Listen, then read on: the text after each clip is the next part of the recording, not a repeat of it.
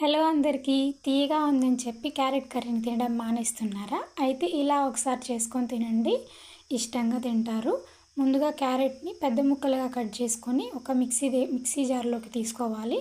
తర్వాత కొంచెం ఒక నిమిషం మిక్సీ పట్టామంటే కొంచెం పేస్ట్ లాగా అవుతుంది. దాంట్లోకి మన కారానికి సరిపడా ఒక 4-5 పచ్చిమిర్చి కూడా తీసుకొని ఇంకోసారి మిక్సీ చేసుకున్నామంటే కొంచెం పేస్ట్ లాగా అవుతుంది. ఆ పేస్ట్ని పక్కన పెట్టుకొని స్టవ్ ఆన్ చేసి కడాయి పెట్టుకున్న తర్వాత కొంచెం ఆయిల్ వేసుకొని ఆయిల్ హీట్ ఎక్కాక కొంచెం మినపప్పు అండ్ జీలకర్ర, ఆవాలు, 2 ఎండుమిర్చి, తర్వాత పచ్చిపప్పు, 2 కట్ చేసి పెట్టుకున్న ఆనియన్స్, కొంచెం కరివేపాకు వేసుకొని ఇందాకలా మనం పేస్ట్ చేసి పెట్టుకున్నాం కదా క్యారెట్ పేస్టు,